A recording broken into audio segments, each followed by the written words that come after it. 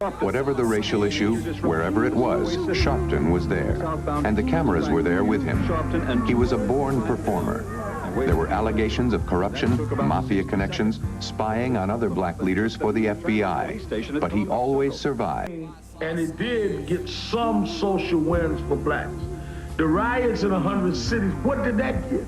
So the alternative to nonviolence is not violence.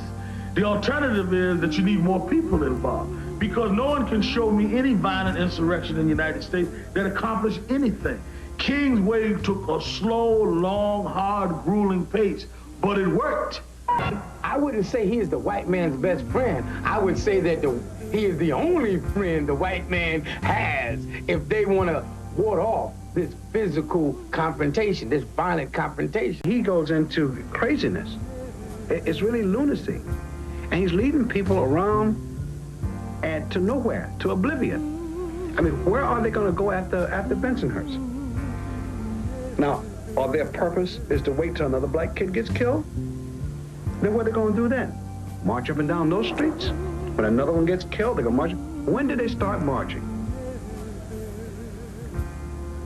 And do something effective. There's a need for people to think with their minds and not so much with their hearts. To be careful when you choose the people who speak for you, that they're truly speaking for you.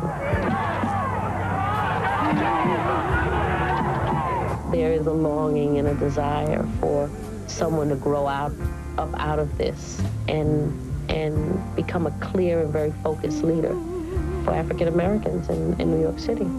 And Reverend Sharpton is not that figure. He's not that figure.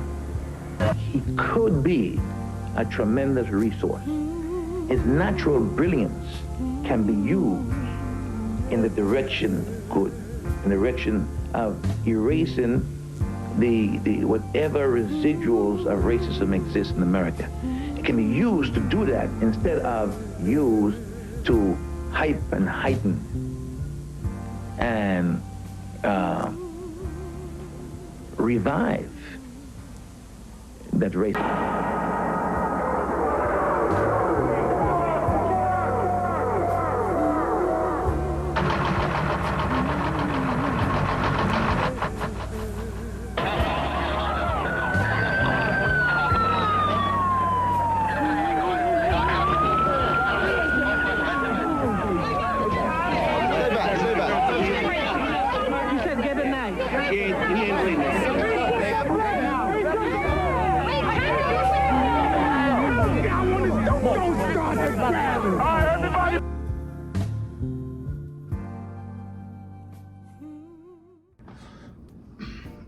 Welcome back.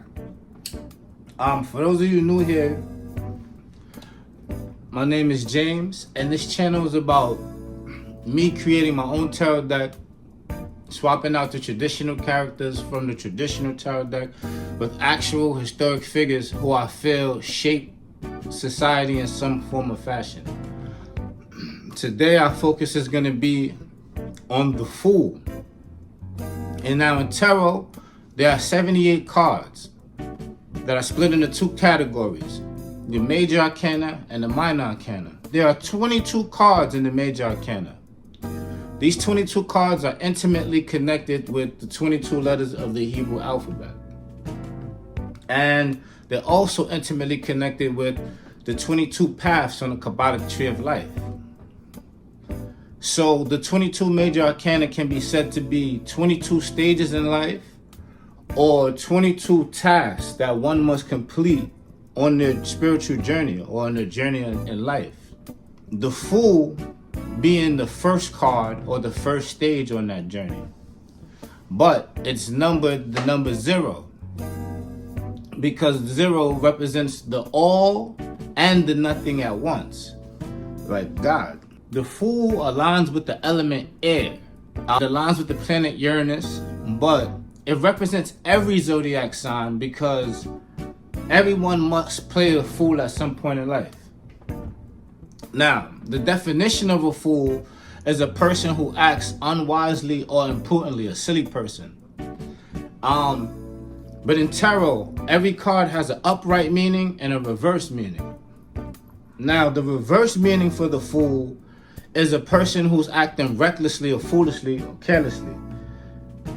But upright, the fool represents a new beginning and one having to take a leap of faith in that new beginning.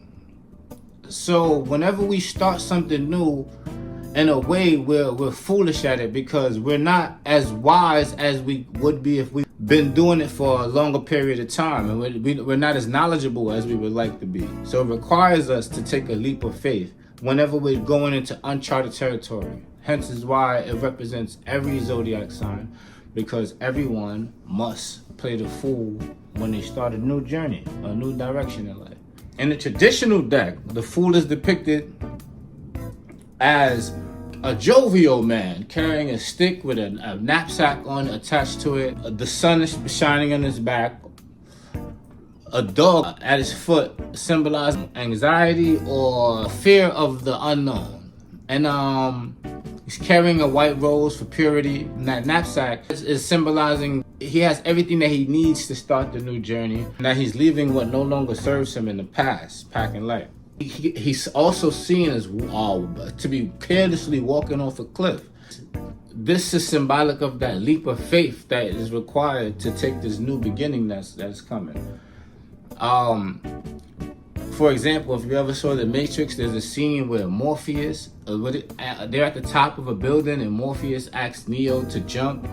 And that, you know, like similar to that. That was symbolic of that. It's a leap of faith. I chose the activist Al Sharpton, born October 3rd, 1954. He is an air sign, but a Libra. And I guess I chose him because he was a prominent activist in the late 80s before he became a media personality. I chose him because during his journey, I guess a lot of people could say that he's done some foolish things, but also he took a lot of leaps of faith. And some people are a fan of him and some people aren't. But this is about, let me show you.